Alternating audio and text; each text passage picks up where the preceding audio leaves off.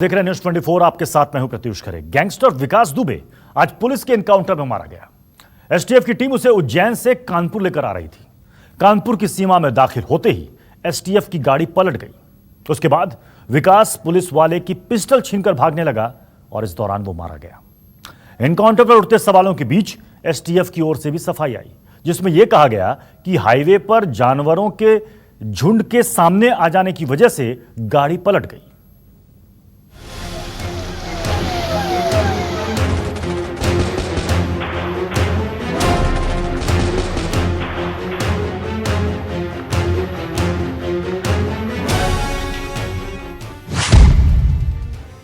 कैसे हुआ गैंगस्टर दुबे का एनकाउंटर?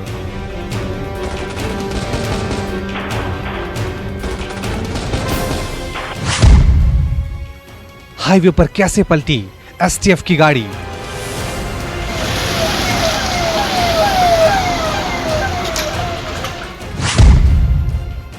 किसकी पिस्टल छीनकर भागा गैंगस्टर दुबे?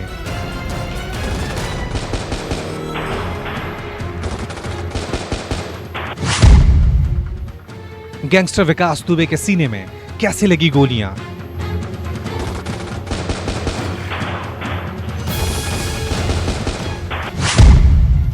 एनकाउंटर का संपूर्ण सच, वो आखिरी 30 मिनट।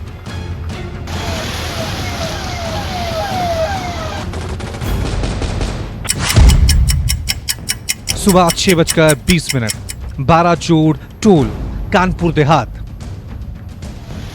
पूरी रफ्तार के साथ एक एक कर एसटीएफ की गाड़ियां 12 जोड़ टोल को पार कर रही हैं। रफ्तार करीब 80 किलोमीटर प्रति घंटा। एसटीएफ के इसी काफिले में वो गाड़ियां भी शामिल हैं जिसमें गैंगस्टर विकास दुबे को ले जाया जा रहा था। करीब 8 मिनट बाद एसटीएफ के काफिले की यह गाड़ी पलट जाती है। जो तस्वीर सामने आती है उसमें पलटी TUV 300 गाड़ी का वाइपर चल रहा है। गोलियों की आवाज से लोग भी जमा होने लगे हैं।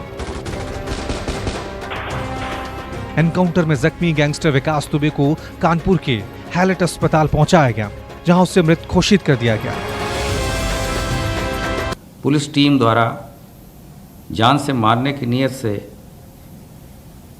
वो पुलिस टीम पे फायर करने लगा। पुलिस द्वारा आत्मरक्षार्थ जवाबी फायरिंग की गई। उपरोक्त विकास दुबे घायल हो गया, जिसे तत्काल ही इलाज हेतु अस्पताल ले जाया गया, जहां इलाज के दौरान उसकी मृत्यु हो गई।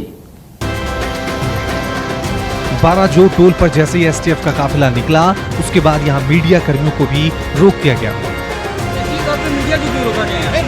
बिल्कुल मीडिया को रोका गया है। रायपुर बैरियर परमानेंट चल रहा है। इसके पहले नहीं था, हम लोग कई चक्कर अभी आज निकल चुके हैं।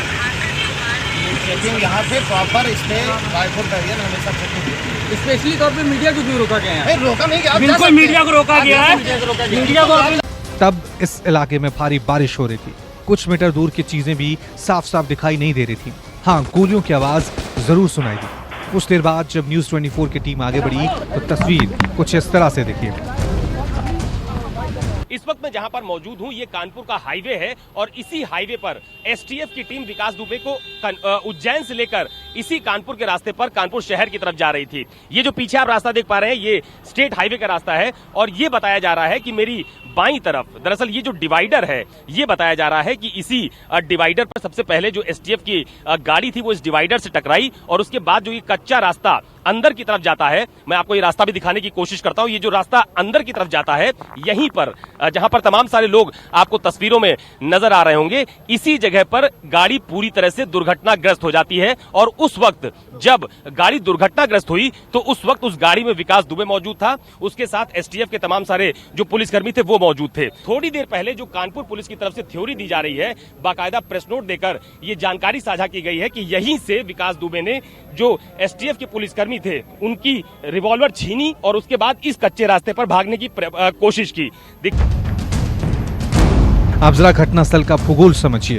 अगर हाईवे पर गाड़ियों की आवाजाही रोक दी जाए तो सामने सिर्फ खेत दिखाई देंगे। करीब 2 किलोमीटर तक कोई आबादी नहीं।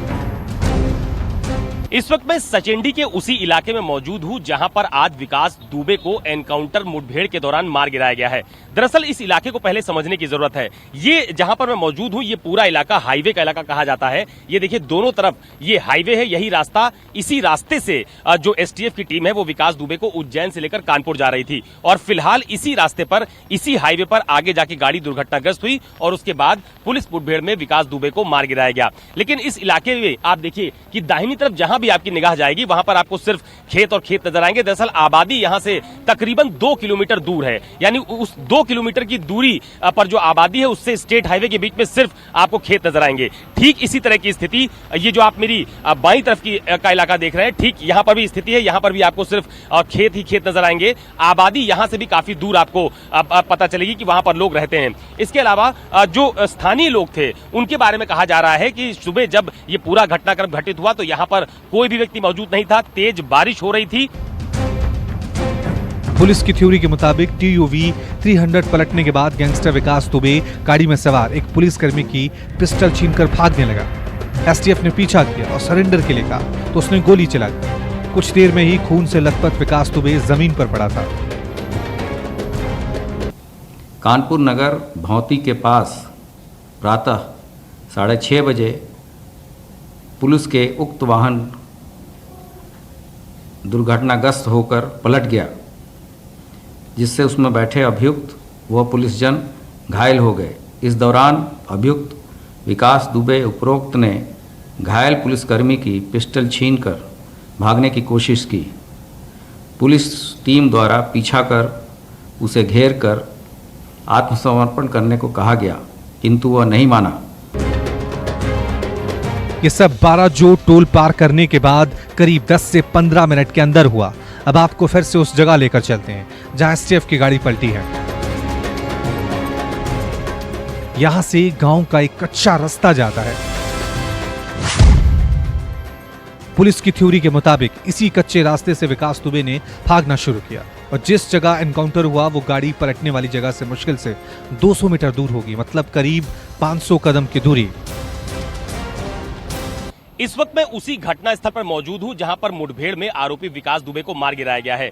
अभी तक जो जानकारी कानपुर पुलिस की तरफ से साझा की गई है, पुलिस की तरफ से दावा किया जा रहा है कि ये मेरे ठीक पीछे जो आप जगह देख पा रहे हैं, यहीं पर जो गाड़ी जिस पर विकास दुबे को लेकर पुलिस टीम आ रही थी वो यहां पर घटनास्थल पर पहुंची और उसके बाद जो गाड़ी है वो दुर्घटनाग्रस्त हो गई और उसके बाद वो इसी रास्ते पर, जहां पर आप देख पा रहे होंगे खेत में बहुत सारे पुलिसकर्मी आपको नजर आ रहे होंगे, वहां से भागने की कोशिश विकास दुबे ने की। पुलिस का असलाहा भी विकास दुबे की तरफ से छीना गया, ये कानपुर पुलिस का दावा है। उसके बाद जब आगे विकास भागा तो पुलिस ने उसको सरेंडर करने के लिए कहा, लेकिन उसने पुलिस पर फायरिंग की, जिसके बाद पुलिस की तरफ से भी फायरिंग की गई और उसके बाद उसी जगह पर जहां पर तमाम सारे आपको पुलिसकर्मी नजर आ रहे होंगे वहां पर फिलहाल मुठभेड़ में उसको मार गिराया गया है। तमाम गैंगस्टर विकास दुबे पुलिस की गोलियों से मारा गया। इस एनकाउंटर में 4 पुलिसकर्मी भी घायल हुए। 12 जो टोल नाके से आगे बढ़ने के बाद 30 मिनट के भीतर क्या हुआ, इसका पुलिस वालों के सिवाय कोई दूसरा चश्मदीद नहीं है। हम लोग नहीं थे यहाँ पे। तो क्या सुना आपने? यही सुना कि विकास दुबे ने मार दिया गया, तो हम लोग आए हैं अभी। जी यहाँ गोली सुनने की तो चलने की आवाजें आई सुबह। आपने सुनी थी? जी जी जी। आप यहाँ से कितना दूर रहते हैं? हम यहाँ, हमारे खेत है पीछे, हम लोग जा रहे थे सुबह मॉर्निंग वॉक करने खेतों पे, तो यहाँ गोलियों की आवाज आई, वही करीब 5 बजे करीब। फिर क्या हुआ? भगा लिया था यहाँ से हम लोग। अच्छा, आप लोगों को भगा दिया था। और कौन था आपके साथ? और 2-3 लोग और थे साथ में जो हमारे। आपने देखा था कि विकास दुबे को मार दिया एनकाउंटर में? नहीं, ये नहीं देखा। सवाल उठ रहा है कि कानपुर की सीमा में दाखिल होते ही एसटीएफ के काफिले की गाड़ी पलटी कैसे? हादसा होते विकास दुबे ने कैसे पुलिस के हथियार छीन लिए?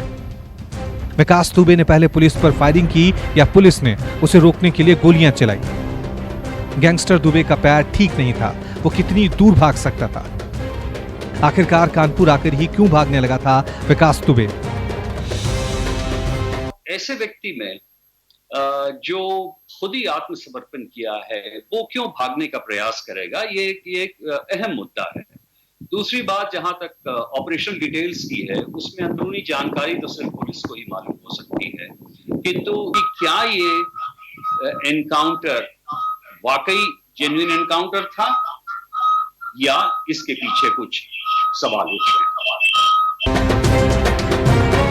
12 जो टोल पार करने के 30 मिनट में जो कुछ हुआ उसकी गूंज यूपी में लंबे समय तक सुनाई देने की उम्मीद है। सवाल ये भी उठेंगे कि जो गैंगस्टर विकास दुबे उज्जैन में इतनी आसानी से पकड़ा जाता है, वही गैंगस्टर दुबे कानपुर की सीमा में दाखिल होते ही इतना ताकतवर कैसे हो जाता है, जितने बड़े एक्सीडेंट के बाद भी पुलिस की पिस्टल लेकर भागने की हिम्मत जुटा लेता है। अशोक तिवारी, कानपुर, न्यूज़ 24। विकास दुबे एनकाउंटर को लेकर सवाल खड़े हो रहे हैं।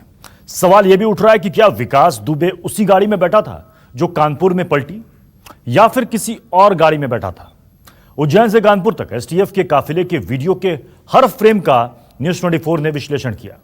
आप खुद उज्जैन से कानपुर तक एसटीएफ के काफिले का वीडियो देखिए और इसके मतलब को समझिए। तारीख 9 जुलाई रात 10:35, जगह एमपी का Shajapur Rojwal toll plaza. MP police के साथ यूपी पुलिस 4 गाड़ियों में शातिर विकास दुबे को लेकर निकली। आप देखिए, काफिले में चारों गाड़ियां सफेद रंग की। रात में गाड़ियों की स्पीड और काले शीशे की वजह से विकास दुबे किस गाड़ी में बैठा है, इसका अंदाजा लगाना मुश्किल है। रात 12:02, जगह राजगढ़ का जोगीपुरा टोल प्लाजा। काफिले में फिर वही 4 गाड़ियां और चारों गाड़ियों का रंग सफेद। तेजी से कानपुर की तरफ काफिला निकला। रात 12:02 पर एमपी के राजगढ़ से विकास दुबे को लेकर कानपुर की तरफ बढ़ती दोनों राज्यों के पुलिस में फिर पता न चल सका कि विकास दुबे किस कार में बैठा है। रात 2:20, जगह एमपी का शिवपुरी जिला। ध्यान से देखिए, आधी रात को काफिले की गाड़ियां बदल गईं। अब तक काफिले में 4 सफेद गाड़ियां थीं, जिनमें इनोवा कार भी थी, लेकिन शिवपुरी में अब काफिले में 3 गाड़ियां रह गईं। सबसे आगे काली स्कॉर्पियो, उसके बाद सफेद सफारी और सबसे पीछे TUV 300। अब 4 गाड़ियों की जगह 3 गाड़ियां रह गईं और कार बदली तो जाहिर है सवारियां भी बदल गई। शिवपुरी से काफिला आगे बढ़ा और न्यूज़ 24 पूरे रास्ते पर नजर रखे हुए। सुबह 3:15, जगह यूपी का झांसी जिला। यूपी के झांसी जिले में गाड़ियों के काफिले में भी 3 ही गाड़ी और शिवपुरी की ही तरह सबसे आगे काली स्कॉर्पियो, उसके बाद सफारी और सबसे पीछे TUV। और शिवपुरी की ही तरह सबसे आगे काली स्कॉर्पियो, उसके बाद सफारी और सबसे पीछे TUV 300। गाड़ियां बिजली के रफ्तार से टोल टैक्स को पार कर गई। हर टोल पर तैनात भारी पुलिस फोर्स ये बताने के लिए काफी है कि यूपी का सबसे बड़ा इनामी अपराधी गुजर रहा है। सुबह 5:16, यूपी का जालौन जिला। अब रात भर सफर करने के बाद भोर का वक्त है। कानपुर से सटे हुए जालौन जिले में पौ फटते ही यूपी एसटीएफ का काफिला जालौन के टोल टैक्स पर पहुंचा और यहां फिर काफिले में गाड़ियों का क्रम बदल गया। अब सफारी गाड़ी आगे निकल गई और TUV 300 बीच में और स्कॉर्पियो गाड़ी सबसे पीछे हो गई।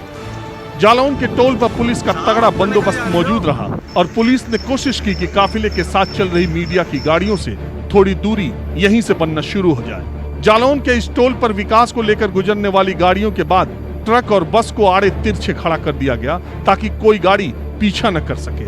तकरीबन 30 मिनट तक वहां मीडिया की गाड़ियां रुकी रहीं। सुबह 6:41, कानपुर देहात का 12 टोल प्लाजा। यहाँ भी गाड़ियां उसी क्रम में थी। सबसे आगे सफारी, बीच में TUV और सबसे पीछे काली स्कॉर्पियो। बारिश भी होने लगी थी और इसी टोल के बाद मीडिया को यहीं पर रोक लिया गया। मीडिया वालों की पुलिस के साथ नोकझोंक भी हुई। प्रत्यक्षदर्शियों का कहना है कि विकास दुबे कानपुर टोल पर सफारी गाड़ी में बीच में बैठा हुआ देखा गया। हालांकि गाड़ियों की रफ्तार तेज थी, फिर भी नीली धारी वाली टी-शर्ट से प्रत्यक्षदर्शियों ने विकास दुबे को पहचान लिया। और 15 मिनट बाद इसी टोल टैक्स से कोई 7-8 किलोमीटर दूर TUV गाड़ी पलटी मिली और बाकी गाड़ियां वहां से आगे निकल गईं। पूछने पर बताया गया कि गाड़ी पलट गई और घायलों को लेकर अस्पताल ले जाया गया है।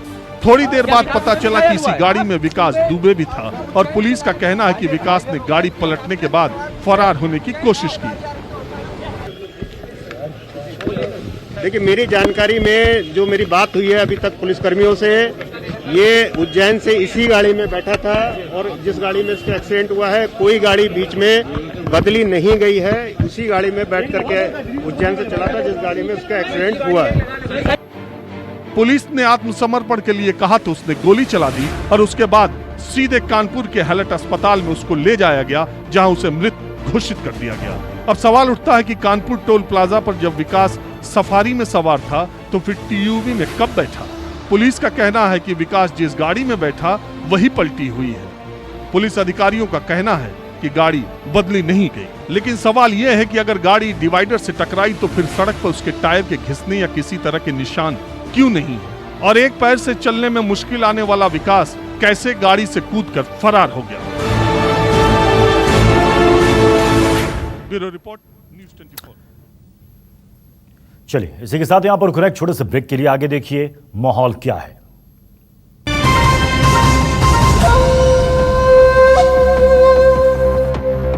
नमस्कार, मैं हूं मानक गुप्ता।